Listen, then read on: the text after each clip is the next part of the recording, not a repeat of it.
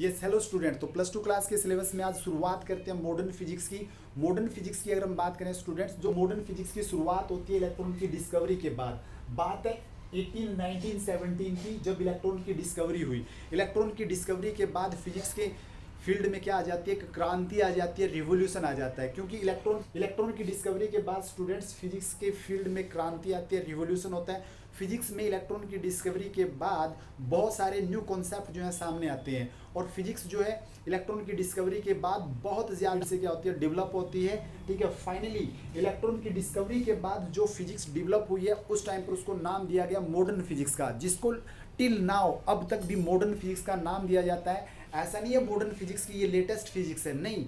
Electron की discovery के बाद जो फिजिक्स डेवलप हुई उसको मॉडर्न फिजिक्स का नाम दिया गया था। ठीक है, अगर मॉडर्न फिजिक्स में बात करते हैं स्टूडेंट कंटेंट की, तो कंटेंट में अगर बात करें स्टूडेंट्स, मॉडर्न फिजिक्स में अगर कंटेंट की बात करते हैं स्टूडेंट्स, तो यहाँ इसे 5 सेक्शन में डिवाइड किया जाता है। कितने सेक्शन में डिवाइड किया जाता है?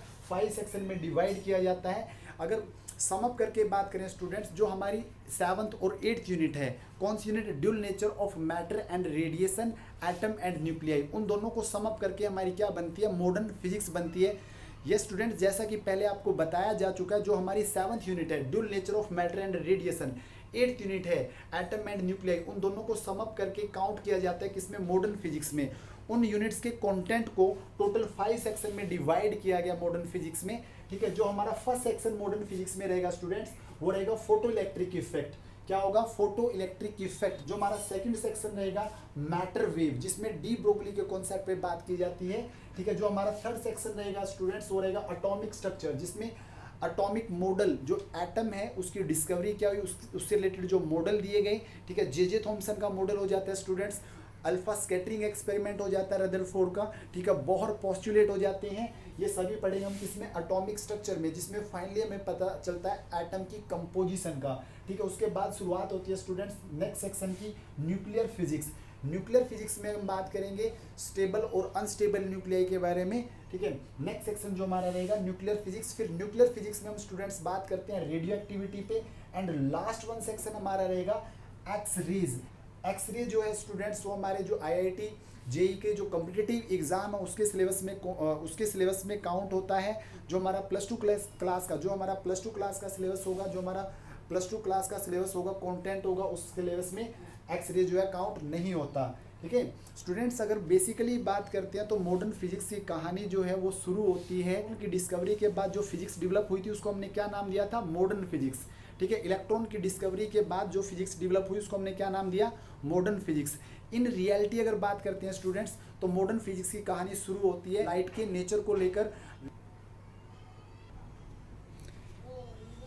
यस स्टूडेंट, तो मॉडर्न फिजिक्स की एक्चुअल में शुरुआत जो होती है नेचर ऑफ लाइट को लेकर होती है। नेचर ऑफ लाइट पे अगर बात करते हैं तो सबसे पहले न्यूटन सर, जो सर इजाक न्यूटन है, उन्होंने थ्योरी दी कॉस्पिकुलर थ्योरी। क्या कौन सी थ्योरी दी? कॉस्पिकुलर थ्योरी, जिसमें उन्होंने सपोर्ट किया पार्टिकल नेचर ऑफ लाइट को। न्यूटन सर के बाद आते हैं हाइजन। ठीक है, हाइजन ने दी वेव थ्योरी, उसने प्रेफर किया किसको? वेव नेचर ऑफ लाइट को। वेव नेचर ऑफ लाइट को मीन्स हाइजन ने प्रेफर किया वेव नेचर और न्यूटन ने प्रेफर किया पार्टिकल नेचर। हाइजन के बाद आते हैं मैक्सवेल। मैक्सवेल ने दी इलेक्ट्रोमैग्नेटिक वेव थ्योरी, जिसमें उसने प्रेफर किया कि लाइट जो है वो वेव नेचर जो पोजेस करती है। इट मीन्स मैक्सवेल ने भी लाइट का वेव नेचर जो सपोर्ट किया। फिर उसके बाद अगर बात करते हैं, फिर आती है प्लैंक क्वांटम थ्योरी। फोटोन से जोड़कर लाइट को पैकेट्स ऑफ एनर्जी की फॉर्म में काउंट किया गया, जिनको हम नाम देते हैं कि इनका फोटोन का। फिर उसके बाद बात करते हैं स्टूडेंट्स डी ब्रोगली। फिर हमारा कॉन्सेप्ट आता है de Broglie concept of duality, जिसने लाइट का ड्यूल नेचर बताया कॉन्सेप्ट ऑफ ड्यूलिटी देकर। ठीक है, तो अगर बात करते हैं स्टूडेंट्स, तो न्यूटन ने प्रेफर किया था कॉस्पिकुलर थ्योरी से पार्टिकल नेचर। उसके बाद अगर देखें तो हाइजन आया, उसने वेव थ्योरी दी, तो उसने प्रेफर किया, सपोर्ट किया वेव नेचर को। ठीक है, थर्ड पॉइंट पे अगर बात करते हैं स्टूडेंट्स, मैक्सवेल है, मैक्सवेल ने दी इलेक्ट्रोमैग्नेटिक वेव थ्योरी।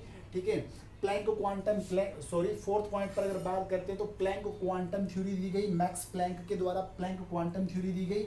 अगर स्टूडेंट्स बात करते हैं इन 4 थ्योरीज की, इन 4 थ्योरीज में देखें particle nature, wave nature, particle nature. Max Planck ने भी कौन सा नेचर जो प्रेफर किया था? Particle nature. तो साइंटिस्ट के बीच में क्या थी? एक कोल्ड वार थी विचारों की, कि लाइट के नेचर को लेकर।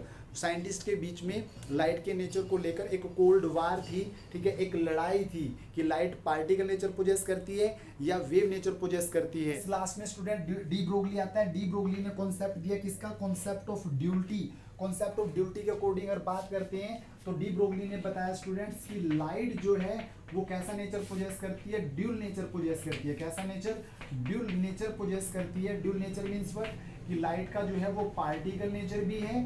कैसा नेचर है, पार्टिकल नेचर, और प्लस में वेव नेचर। तो इस तरह से स्टूडेंट्स लाइट की कहानी जो है खत्म हो जाती है, ठीक है। अब नेक्स्ट टाइम में स्टूडेंट्स हम क्या डिस्कस करेंगे कि कॉस्पिकुलर थ्योरी में न्यूटन ने क्या बताया था, हल्का फुल्का इस पे डिस्कस करेंगे। हाइजन जो है जिसने वेव थ्योरी प्रपोज की थी, लाइट जो है वेव फ्रंट की फॉर्म में प्रोपेगेट करती है, इस थ्योरी पे भी डिस्कस करेंगे, ठीक है। मैक्सवेल ने जिसने इलेक्ट्रोमैग्नेटिक वेव थ्योरी दी थी, ठीक है, इस पे भी डिस्कस करेंगे।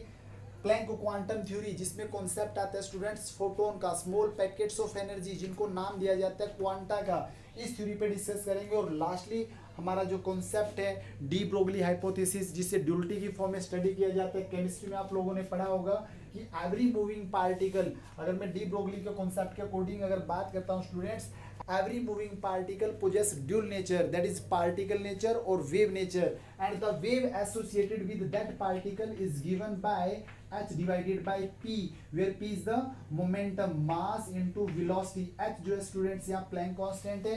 mv क्या है, मूविंग पार्टिकल की मोमेंटम, और लैम्डा क्या है, उस मूविंग पार्टिकल से जुड़ी हुई वेवलेंथ। इस इक्वेशन में अगर बात करें स्टूडेंट्स तो डी ब्रोगली ने दो नेचरों को क्या किया, रिलेट किया हुआ है। अगर बात करते हैं लैम्डा की तो लैम्डा किससे जुड़ा हुआ है, वेव कैरेक्टर से जुड़ा हुआ है। और अगर बात करते हैं मोमेंटम की, वो किससे जुड़ा हुआ है, पार्टिकल नेचर से जुड़ा हुआ है। तो स्टूडेंट्स नेक्स्ट लेक्चर में कंटिन्यू करते हैं इन थ्योरीज पे ब्रीफ डिस्कशन।